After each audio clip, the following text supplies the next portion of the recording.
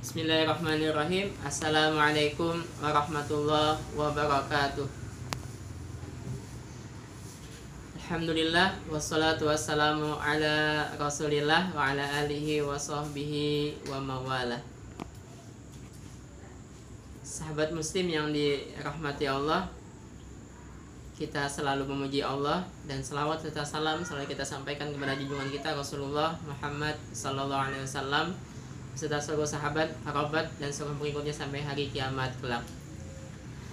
Pada kesempatan ini dan beberapa kesempatan berikutnya, saya rahmatullah ingin mengajak sahabat muslim untuk kita sama-sama mempelajari, mentadabburi surat Yusuf. Surat yang begitu mulia, surat yang begitu agung. Dan di dalamnya Allah katakan kenapa kita perlu sekali untuk mempelajari, mentadabburi surat Yusuf ini, karena Allah mengatakan dalam ayat 3 surat Yusuf, Allah mengatakan nahnu naqussu 'alaika ahsanal qasasi bima auhayna ilaika hadzal Qur'an. Kami, katanya Allah, menceritakan kepada engkau wahai Muhammad sebaik-baik cerita yang ada yang kami wahyukan kepadamu Al-Qur'an ini.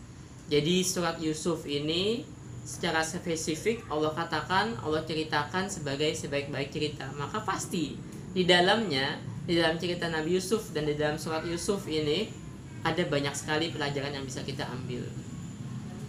Maka dalam kesempatan ini dan beberapa kesempatan berikutnya saya ingin kita sama-sama mentadabburi, merenungkan surat Yusuf ini.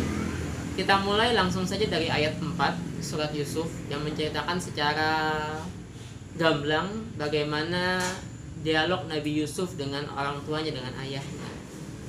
Allah berfirman, "Idz qala Yusufu li abihi, idz qala Yusufu li abihi ya abati, inni ra'aitu ahada asyara kawkaban wasyamsa wal qamara ra'aituhum li sajidin." Ingatlah ketika Yusuf berkata kepada ayahnya, "Wahai ayahku, sesungguhnya aku melihat dalam mimpiku 11 bintang, matahari dan bulan. Kulihat semuanya sujud tunduk kepadaku." Sahabat muslim yang dirahmati Allah, dari ayat keempat ini, satu ayat ini ada banyak pelajaran yang bisa kita ambil, yang bisa kita petik. Yang pertama, dari ayat ini menunjukkan bagaimana kedekatan hubungan antara Nabi Yusuf dengan ayahnya. Ini yang seharusnya juga kita bangun. Kedekatan hubungan antara seorang anak dengan ayah. Yang ini banyak hilang pada hari ini.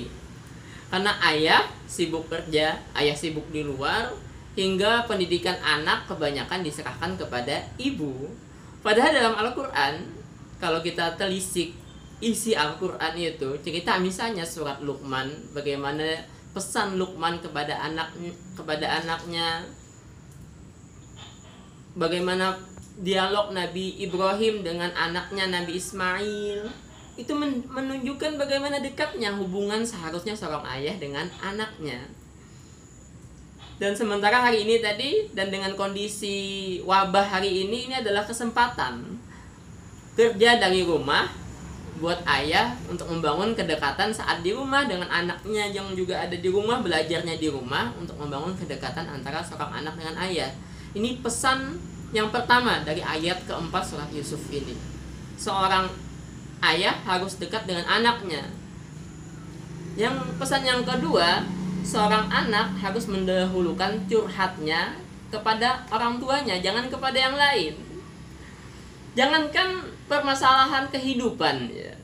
Dalam ayat 4 ini, mimpi seorang anak saja, seorang Nabi Yusuf yang saat itu masih kecil saja, dia ceritakan kepada ayahnya, kepada orang tuanya, bukan kepada yang lain.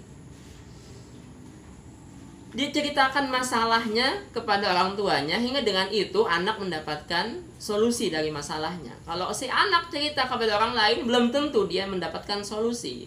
Tapi ketika anak cerita kepada orang tuanya, maka insya Allah solusi dari permasalahan yang dihadapi anaknya, yang kalau di sini Nabi Yusuf dalam kebimbangan karena melihat mimpinya, dia mendapatkan. Nah seharusnya seperti itu, seorang anak curhat seharusnya yang pertama kepada orang tuanya. Tapi anak bisa curhat kepada orang tuanya, maka yang pertama tadi, harus terbangun kedekatan antara ayah dengan anak. Nah, yang ketiga yang bisa kita petik di sini adalah kredibelnya Nabi Yakub di hadapan anaknya Nabi Yusuf. Nabi Yusuf bisa percaya sepenuhnya kepada ayahnya. Hingga tadi dia curhat, hingga tadi dia cerita tentang permasalahannya kepada orang tuanya. Karena terbangun kredibilitas Nabi Yakub di hadapan anaknya, bisa dipercaya, dan Nabi Yusuf yakin orang tuanya bisa memecahkan masalahnya, bukan membuat masalahnya menjadi lebih runyam.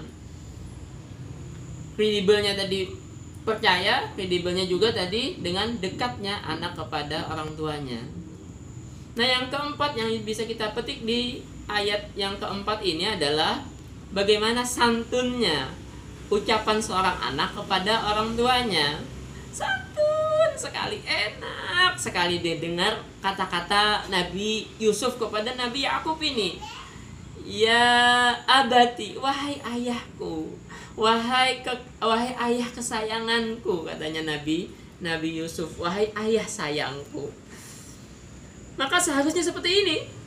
Kita ajari anak kita untuk berkata yang santun, berkata yang indah, berkata yang enak, baik kepada kita sebagai orang tuanya ataupun kepada yang lainnya.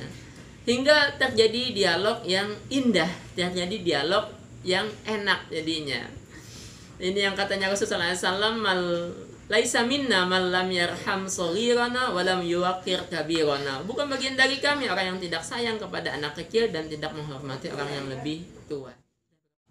Insyaallah kita lanjutkan di bagian berikutnya, tadabbur ayat yang keempat surat Yusuf ini. Hadani Allah wa iyyakum ajmain. Semoga bermanfaat. Wassalamualaikum warahmatullahi wabarakatuh.